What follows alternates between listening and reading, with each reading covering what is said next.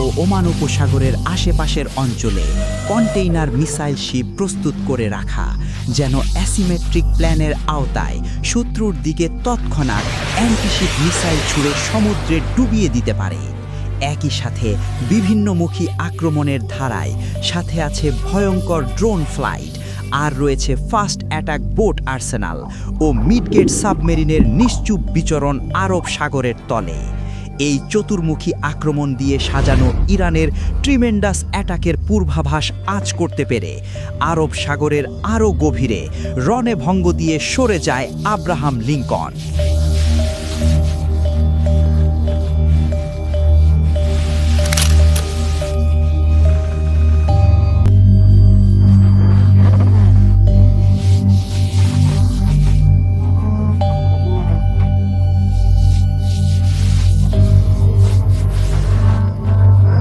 শুধু তাই নয়, উপসাগরীয় অঞ্চলের দীর্ঘ কুয়েত থেকে ওমান পর্যন্ত গালফ অফ পার্সিয়ানের তীর জুড়ে হরমুজ প্রণালী হয়ে একেবারে ওমান সাগর পর্যন্ত পুরো ইরানের বর্ডার জুড়ে সেট করা হয়েছে এক্সপ্লোসিভ স্থল মাইন, আর সমুদ্রের তলদেশে একেবারে বুম অর্থাৎ ভয়ঙ্কর জল মাইন। এতদ অঞ্চলে ঢুকলেই আমেরিকার ক্যারিয়ার স্ট্রাইক গ্রুপ জাহাজের তলদেশে সামান্য স্পর্শ লাগলেই সাথে সাথে দফা রফা হয়ে ডুবে যাবে পারস্য উপসাগরে আমেরিকার গর্ব। ইরানের এই সমরসজ্জার খবর যখন মোসাদ আর সিআইএর মারফত পৌঁছে গেল হোয়াইট হাউসে, তড়িঘড়ি করেই প্রস্তাব দেওয়া হলো খামেনির প্রধানমন্ত্রীকে আলোচনায় বসার। একদিক দিয়ে যখন আলোচনার টেবিলে দর কষাকষি চলছে, অন্যদিকে ইরান বসে নেই শুধু এই এক দিক দিয়ে সামলাতে। ইরানের সরকারি বার্তা সংস্থা থেকে খবর আসছে আগামী কয়েকদিনের মধ্যে তারা ঘোষণা করবে কমপক্ষে 20টির মতো পারমাণবিক সফলতার খবর। পশ্চিমা বিশ্ব আর তাদের উপসাগরীয় মিত্র কে কি বলল তা গায়ে লাগাচ্ছে না ইরান। নিজেদের প্রস্তুত করে তুলছে পাহাড়ের মতো, যেন কেউ চাইলেই টলাতে না পারে। ইরান বলছে তাদের এই পারমাণবিক সক্ষমতা শুধু নিজেদের জন্যই নয়, বরং তাবৎ পৃথিবীর মানবতার জন্য একটি প্রয়াস। ইরানের পারমাণবিক শক্তি সংস্থার প্রধান মোহাম্মদ ইসলামি জানিয়েছেন আগামী কয়েকদিনের মধ্যেই তিনি এই ব্যাপারে ঘোষণা দিবেন। তিনি বলেন, ইরানের পারমাণবিক কর্মসূচির প্রভাব এখন মানুষের জীবনে প্রভাব ফেলছে। তাদের বিজ্ঞান ও বিজ্ঞানীদের নিরলস পরিশ্রমের ফসল শুধু গবেষণাগারেই সীমাবদ্ধ নেই, আন্তর্জাতিক মানের সেবা পাচ্ছে ইরানের অভ্যন্তরে তাদের দেশের জনগণ এই পারমাণবিক সাফল্যে। মোহাম্মদ ইসলামি বলেন, ইরানের এই অত্যাধুনিক পারমাণবিক সাফল্যের বড় অংশই চিকিৎসা ও স্বাস্থ্যসেবা ও পরিবেশ সুরক্ষা ও শিল্প খাতের সাথে সংশ্লিষ্ট। এইগুলো নিছক প্রযুক্তিগত অগ্রগতি নয়, বরং বিজ্ঞানের বাস্তব প্রয়োগ, যা ইরানের জনগণের জীবনমান উন্নয়নে ভূমিকা রাখবে।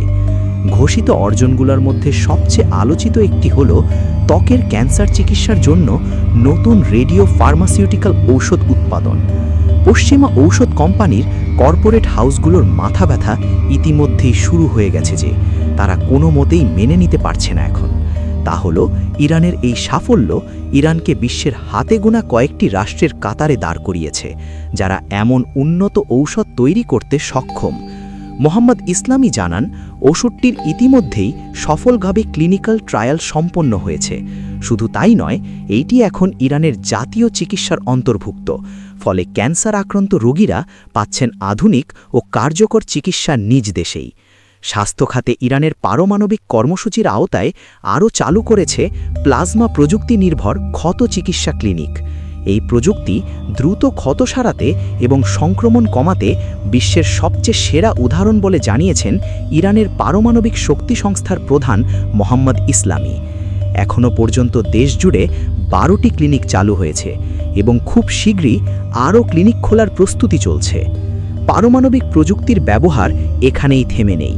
ইসলামি বলেন, কোয়ান্টাম বিজ্ঞান, লেজার প্রযুক্তি ও ডিউটোরিয়াম প্রক্রিয়ারও উল্লেখযোগ্য অগ্রগতি অর্জন করেছে ইরান। এই অগ্রগতিতে পশ্চিমা বিশ্বের মাথা খারাপ অবস্থা। তারা দেখছে ইরান কেবল বর্তমান চাহিদাই নয়, ভবিষ্যতের বিজ্ঞান ও প্রযুক্তির দিকেও সমানভাবে নজর দিচ্ছে। গবেষণা, উদ্ভাবন আর বাস্তব প্রয়োগ, এই তিনের সমন্বয়েই যে ইরানের পারমাণবিক কর্মসূচির মূল ভিত্তি তা পশ্চিমারা বুঝতে পারলেও মুসলিম রাষ্ট্র হিসেবে ইরানের পরাশক্তি হয়ে ওঠার অধিকার তারা মেনে নিতে পারছে না, কারণ তারা আছে ইহুদি রাষ্ট্রের কালো ছায়ার তলে। ইরান শক্তিশালী হয়ে তাদের কাতারে দাঁড়াক, তাই পশ্চিমারা চায় না। শুধু স্বাস্থ্য ও বিজ্ঞান নয়, শিল্প, পরিবেশ ও খনিজ খাতেও পারমাণবিক প্রযুক্তির নতুন ব্যবহার সামনে আনতে যাচ্ছে তেহরান। তাদের এই সাফল্য ধাপে ধাপে আগামী কয়েকদিনের মধ্যে প্রকাশ করা হবে বলে জানিয়েছেন ইরান পারমাণবিক সংস্থার প্রধান। পশ্চিমা শক্তিকে থোড়াই কেয়ার করে তেহরান প্রস্তুত হচ্ছে তাদের এই সাফল্য প্রদর্শন করতে, যেন মানুষ দেখতে পারে পারমাণবিক বিজ্ঞান কিভাবে জাতীয় উন্নয়ন ও জনকল্যাণে কাজে লাগানো হচ্ছে। বিশ্লেষকদের মতে ইরানের এই পারমাণবিক সাফল্য সামনে আনা মানে একদিকে তাদের বৈজ্ঞানিক সক্ষমতার প্রদর্শন ও অন্যদিকে আন্তর্জাতিক মহলে চলমান আলোচনার প্রেক্ষাপটে তাদের স্পষ্ট অবস্থানের একটি বার্তা প্রদান। তবে পৃথিবীর শ্রেষ্ঠ ও অত্যাধুনিক ইন্টারকন্টিনেন্টাল মিসাইল শক্তির অধিকারী ইরান তাদের পারমাণবিক ওয়ারহেড নিয়ে আগাম কোনো বার্তা না দিলেও কয়েকদিনের মধ্যে সামনে আনতে যাওয়া পারমাণবিক সাফল্যের ঘোষণা দেওয়ায় পশ্চিমারা এতটুকু হয়তো ধারণা করতে পেরেছে যে ইরান এখন এই অঞ্চলের পরাশক্তি। তাদের আর আগের মতো ট্রিট করার কোনো সুযোগ নেই, যার কারণে ট্রাম্পের রাজি হওয়া ইরানের সাথে আলোচনায় টেবিলে বসার। আর ইউএসএস আব্রাহাম লিঙ্কনও সরে গিয়েছে ইরান সন্নিকটবর্তী স্থান থেকে একদম ওমান উপসাগরের ডিপ অঞ্চলে, ইরানের অ্যাসিমেট্রিক আক্রমণের প্ল্যান থেকে বাঁচতে তাদের নিজেদের রক্ষার্থে।